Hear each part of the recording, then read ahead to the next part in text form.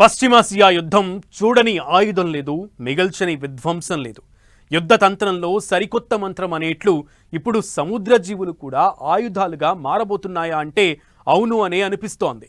America మీదకు డాల్ఫిన్లను పంపించేందుకు Iran సిద్ధం అవుతుందనే ప్రచారం ప్రపంచవ్యాప్తంగా కొత్త చర్చకు దారితీస్తోంది.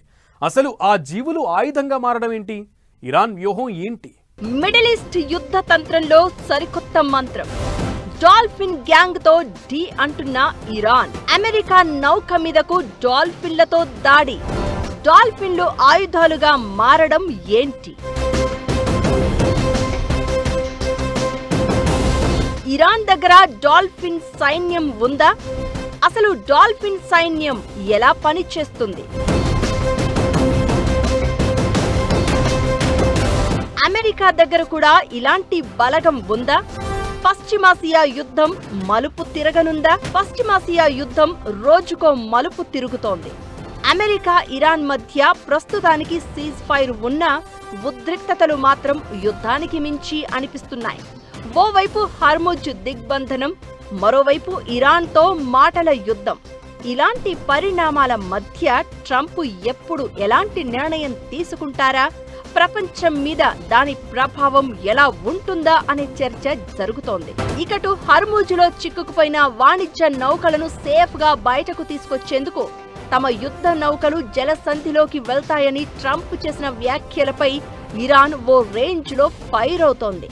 అగ్రరాజ్యానికి చెక్ పెట్టేలా ఆ దేశ యుద్ధ నౌకల మీదకు మైన్లను మోసుకెళ్లే డాల్ఫిన్లను ప్రయోగించే అవకాశాన్ని పరిశీలిస్తున్నామని ఇరాన్ అధికారిక వర్గాలు చేసిన ప్రకటన ఇప్పుడు కలకలం రేపుతోంది.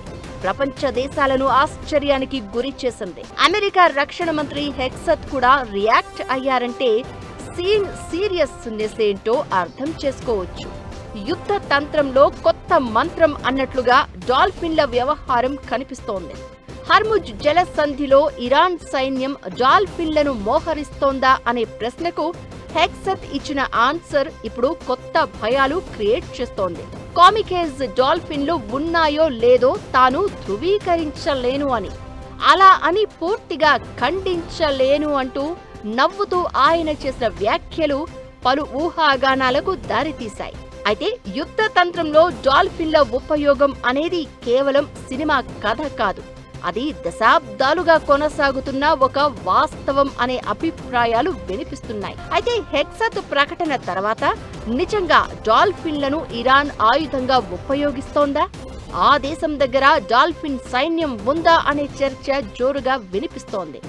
డాల్ఫిన్లను నిజంగా ఆయుధాల్లా ఉపయోగిస్తే అవి ఏం చేస్తాయి, ఎలాంటి విధ్వంసం క్రియేట్ చేస్తాయనే చర్చ కూడా నడుస్తోంది.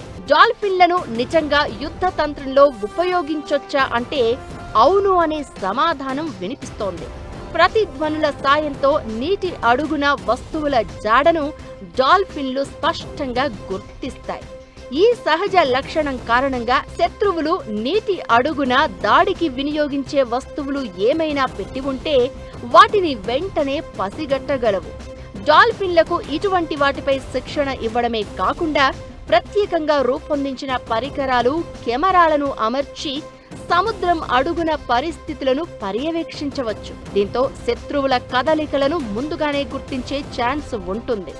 ప్రస్తుతానికి హర్ముజ్ జలసంధిలో డాల్ఫిన్ సైన్యాలు పెట్రోలింగ్ చేస్తున్న ఆధారాలు లేకపోయినా అధునాతన యుద్ధ తంత్రంలో ఈ మూగ జీవులు కీలక పాత్ర పోషిస్తున్నాయనేది మాత్రం కాదనలేని సత్యం అనే అభిప్రాయాలు వినిపిస్తున్నాయి.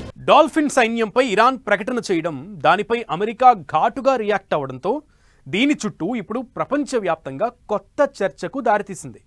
అసలు నిజంగా డాల్ఫిన్ సైన్యం ఉంటుందా? ఉంటే ఏ దేశాల దగ్గర ఆ బలం ఉంది?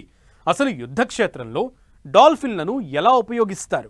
డాల్ఫిన్ సైన్యం ప్రస్తావన రావడంతో అసలు అలాంటి బలగం ఉన్న దేశాలేంటనే చర్చ జరుగుతోంది. అమెరికాతో పాటు రష్యా లాంటి దేశాలు తమ నావికాదళ కేంద్రాల రక్షణకు డాల్ఫిన్లను వాడుతూ ఉన్నాయి. గతంలో ఇరాన్ కూడా ఇలాంటి డాల్ఫిన్లను కొనుగోలు చేసినట్లు నివేదికలు చెప్తున్నాయి.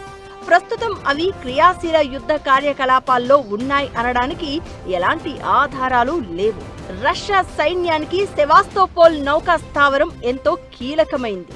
మాస్కో కంట్రోల్లోని క్రిమియాకు ఈ స్థావరం అత్యంత చేరువలో ఉంటుంది. ఈ ప్రదేశంలోనే మాస్కోకు చెందిన భారీ నౌకలు నిలిచి ఉంటాయి. క్షిపణులు కూడా చేరుకోలేని ఈ ప్రదేశంలో కూడా నీటి అడుగున దాడులు జరిగే ప్రమాదం ఉన్నట్లు రష్యాకు అనుమానాలు ఉన్నాయి.